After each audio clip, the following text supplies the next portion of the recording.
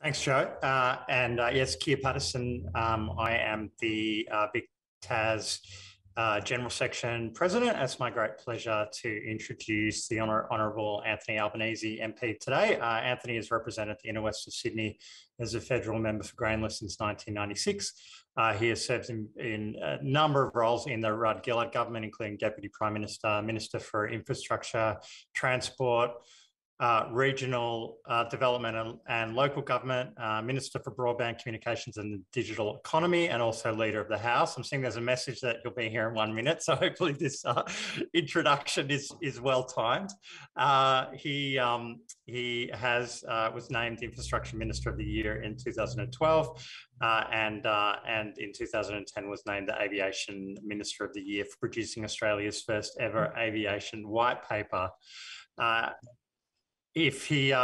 can reveal FSU exclusive that if Albo was on Hard Quiz, the music of Billy Bragg would be his special category. And it is my great pleasure now to introduce the next Prime Minister of Australia, Anthony Albanese.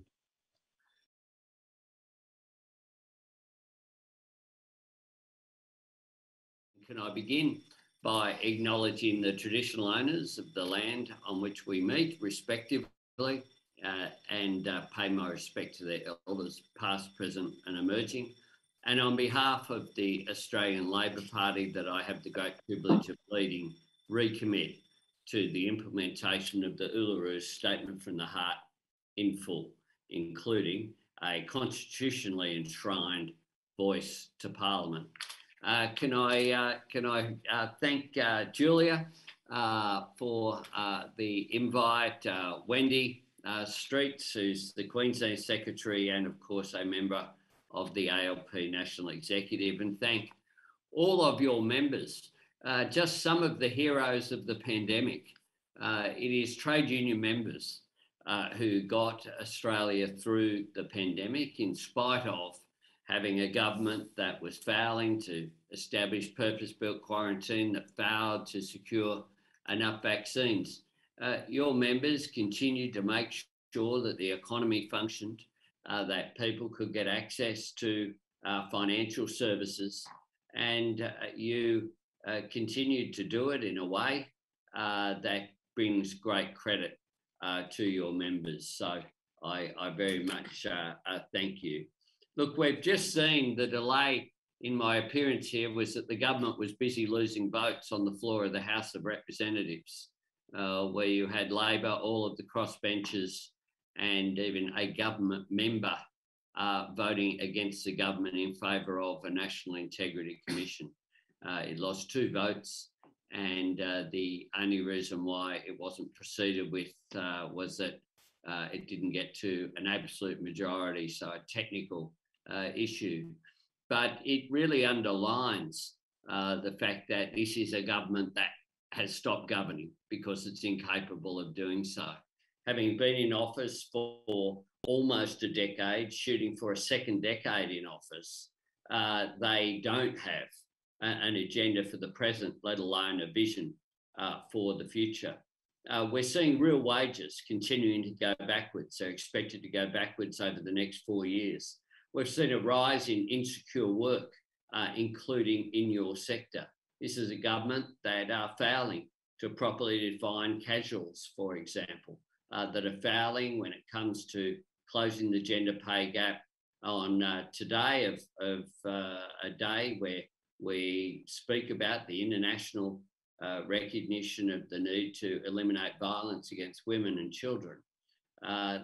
They have failed to do measures that we're committed to, such as 10 days paid domestic and family violence leave. We're seeing a failure to have any significant economic reform, social policy reform, and on the environment and climate change, it comes down to having a vibe rather than actual policy. You actually have a government that argues on the floor of the House of Representatives against legislation as if legislation is a pejorative word. It is extraordinary watching the unravelling that we've seen this week. And it comes from the top, a Prime Minister who simply doesn't have a relationship with the truth. who has essentially said that he has no regard for what he has said yesterday. So why should Australians believe what he has to say today? COVID has seen the strength of Australian society, whereby people have looked after each other. It's been the solidarity principle that's been extended from beyond the union movement to our entire society, where people have made sacrifices in order to look after the health, not just of themselves, but their families, their communities, their country. And yet what we've seen from this government is just failing to do the essentials, to secure vaccines and to plan for how we come out of this crisis stronger. It's extraordinary that the only legacy that this government will have from this period is $1 trillion of debt. We have an alternative plan. We have a plan for new industries to be created and new jobs through our National Reconstruction Fund. We have a plan to take advantage of the clean energy revolution that is occurring and taking advantage of the fact we're in the fastest growing region of the world.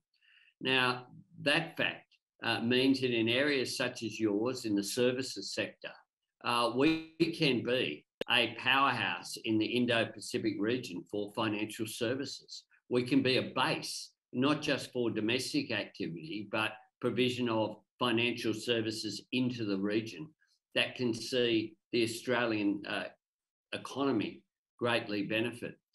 We want to make sure that Australians can take advantage of those job opportunities for high value jobs with secure work.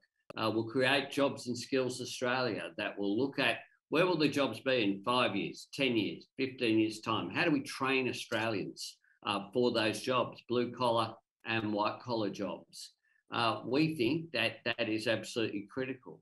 We also have a plan to make sure that Australians aren't left behind, whether it comes from childcare, making affordable provision of childcare a universal part of Australian society. Why is it that when a child turns the age of 5 and goes to kindy, everyone accepts that society has a responsibility to provide that opportunity? But the truth is that by the time a child begins kindergarten, more than 90% of their human brain development will have already occurred.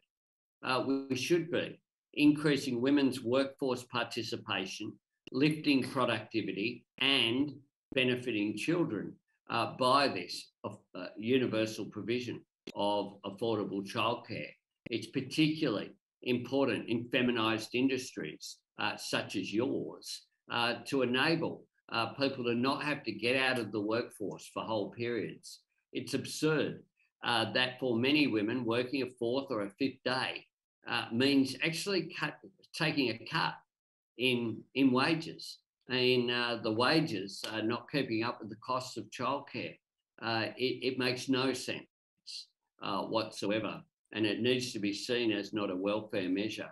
Right through to aged care, where we'll have much more to say about dealing with the Aged Care Royal Commission. But in the meantime, of course, through people's working lives, making sure that we have a fairer industrial relations system, that we remove the sort of provisions which are there to prevent unions participating fairly and on an even basis with employers. I do want to perhaps leave it there, but to say that I'm very much looking forward to the election being called at some stage. It appears that it won't be this year, but we're ready. We're ready to roll out our full policy suite. At the next election, we will be saying that this government don't deserve a second term, but we'll also be saying that Labor will have an agenda which will make the union movement proud, that will be in the interests of working people, whether it's industrial relations or whether it be issues like provision of childcare, whether it be other parts of living standards such as provision of affordable housing and dealing with the housing crisis, or whether it be making sure we have an economy that is really growing into the future, that takes advantage of the opportunities that are there through climate change action, or whether it's fixing the NBN, that of course is vital for the financial services sector as well. We have a plan. This government are struggling to get to the finish line, frankly, of their third term, and certainly don't deserve a fourth. So I do want to thank the union for what you have done up to now. But I said when I became leader that we would be patient, that we would stick to the plan that we outlined, and that we would kick with the wind behind our back in the fourth quarter. Well, I think we're doing that. And I'm absolutely committed to making sure that we, when the siren goes, we're ahead when it really counts, which is on polling day, and that then I'm able to lead what will be the most experienced incoming Labor government in our history after 130 years, and put in place a reforming government that makes a real difference to the lives of working people. Thanks very much.